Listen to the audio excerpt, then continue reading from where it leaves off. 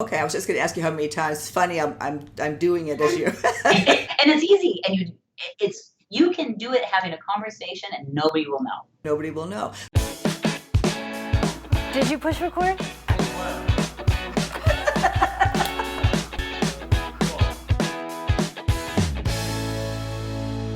Thanks so much for tuning into our second act with Paige and Silka. Today is our expert segment day, and I'm so happy to have Dr. Laurie Blanscet back on Second Act TV. Dr. Laurie, thanks so much for joining me today. Oh, thank you for having me again.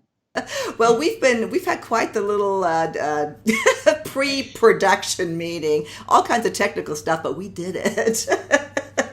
So that's why we're already laughing a little bit. As most of you know, Dr. Laurie is my personal physician and has been on the program many times to talk about topics that are difficult to discuss with some important information, and that's about what we're going to launch into right now. Dr. Laurie, I was just surprised by doing some research when I found out that 50% of women between 40 and 60 have some sort of incontinence.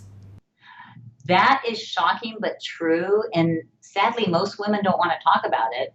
And if they're over that age, it's a higher percent.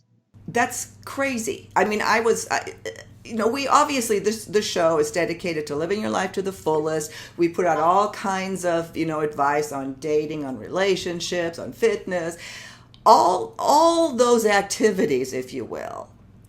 That is a big thing if you have to worry about urinating on yourself. Well, exactly. Imagine sneezing and urinating on yourself, and you're out on a date, or you're with somebody you love, and even worse, urinating during sex or something.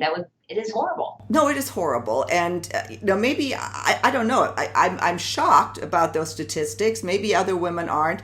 But what the article does say is that people are embarrassed, and that they're thinking that it's underreported, and that 50% of women who have it they're afraid to talk about it. So that's why we want to talk about this today, because if you're among the women that suffer with this and don't know what to do, Dr. Laurie, give us some advice on, one, identifying that you have, well, I guess that's an easy one, but what can we do about it? Well, and there's two main types of incontinence. There's urge incontinence and stress. Urge would be you need to go to the bathroom and you can't hold it, and then you dribble. Yeah. Stress incontinence is when you cough or sneeze or put pressure and then you leak. So there's two types, but both of them are annoying. Yeah. Well, and now men have this as well, I understand, but I think it's much, much higher in women. Right. For women, we have that pelvic floor, and our urethra is very small.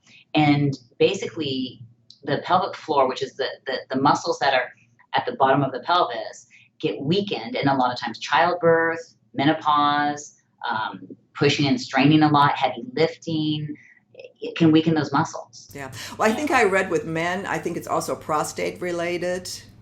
Correct. Or can be, yeah. Men tend to not have as big of an issue. Yeah. Because I think they would talk about it. Maybe, yeah, that's true. Well, and for this segment, I really, I want to focus on the female side of it. So, okay, so you're one of the women that has this. You're afraid to talk about it. What, I guess, depending on the severity of it, obviously there's all kinds of surgeries and surgical interventions, and we don't really necessarily want to get into that. What is something that we can do and take charge of today? Right. And I love that, because there are medications, there are surgeries, but there's complications and side effects.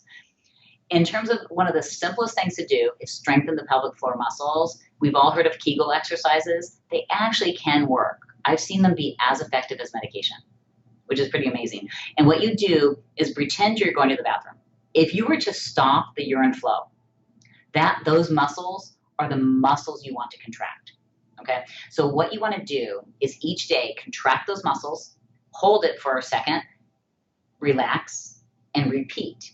And you want to do that about 30 to 50 times. Okay, I was just going to ask you how many times. It's funny, I'm doing it as you. And it's easy, and you can do it having a conversation, and nobody will know. Nobody will know. So let's do that again. So you said contract.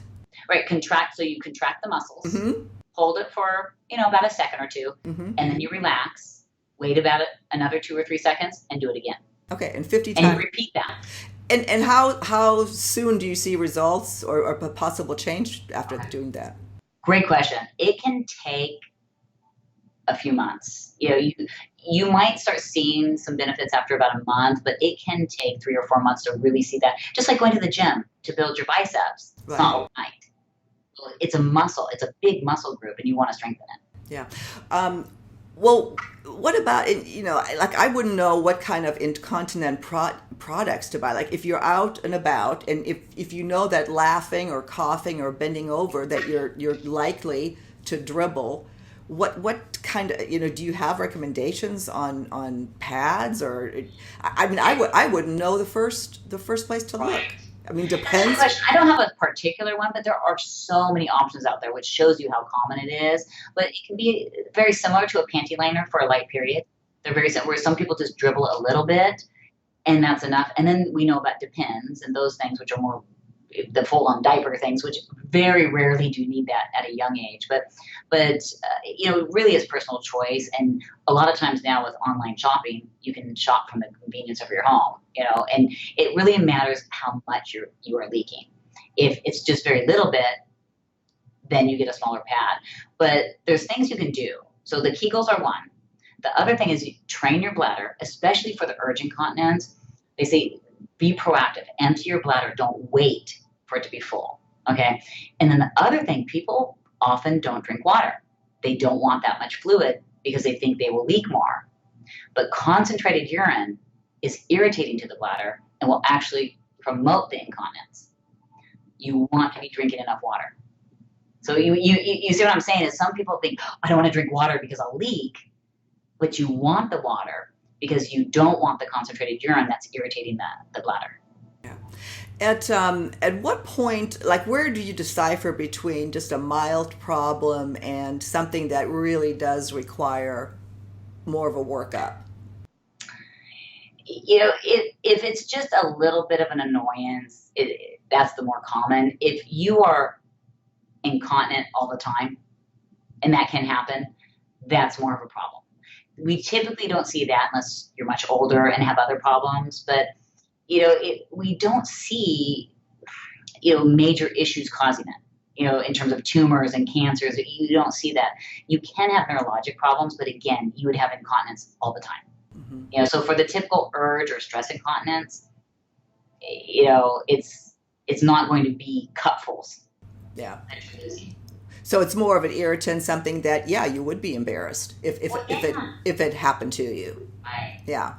But you shouldn't be embarrassed to talk about it. And that's why we are talking about it today. Right. Yeah, because I don't want anybody to sit home or not be able to enjoy life to the fullest or not go and partake in something because of this when there's so many different ways to fix it. You actually said off camera there's kind of a fun way to So there's a fun exercise. It's called orgasm. It's a fun thing. And orgasm actually works your muscles. Now, men, I could see them using this and say, we need orgasm 20 times a day, but, whatever you can do. But actually, it's very, very healthy, and it will help to strengthen. So it really will help. So doing the Kegels will help your orgasms because it strengthens the muscles, and having orgasms will help the incontinence. Well, and did numerous other videos on rediscovering sensuality and, the whole issues with vaginal dryness, et cetera, et cetera. And we talk very openly about the whole use it or lose it, not theory, fact, that, to keep your pelvic floor healthy. And apparently that speaks to or helps incontinence as well. Exactly. And the nice thing about that, you can do it in the privacy. You don't worry if you are having a serious leaking problem and you leak a little bit during that while you're strengthening, it's okay. Yeah. The other thing I read was that there are just certain things just to avoid that can intensify it, such as like sodas and just stuff that's bad for you. Caffeine, is caffeine one of them? Correct. Caffeine, alcohol, those things can be irritant. I know. But and most women kind of figure out, but the caffeine and the alcohol are probably the two most. And again, not drinking enough, having concentrated urine, and then something people don't realize is as we age in menopause, we've talked about hormones and vaginal dryness, we've talked about hot flashes and sex drive, but getting the hormones balanced actually helps prevent urine incontinence. So getting those hormones right helps keep those muscles in good shape. So that's another reason for hormone balancing. Perfect, perfect. Well, we're coming to the end of our segment. Anything else that I didn't ask to sum this up? The main thing is remind women, talk about it.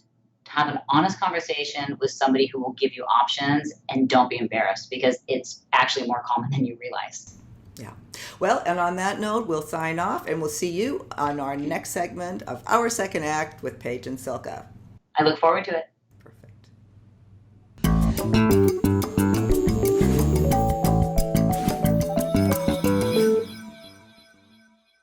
Thanks so much for joining us. For more information on taking charge of your health after 50, please visit our website, secondact.tv. And don't forget to subscribe to our channel. The button's right over here. See you next time.